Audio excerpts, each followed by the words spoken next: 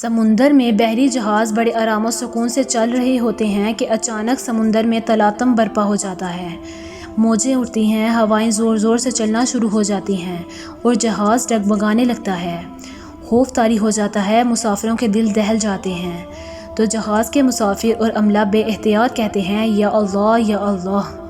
جب مسافر صحرا میں بھٹک جاتا ہے، قافلہ راستے سے ہٹ جاتا ہے، اس کی راہ گم ہو جاتی ہے تو وہ پکار اٹھتے ہیں، یا اللہ یا اللہ۔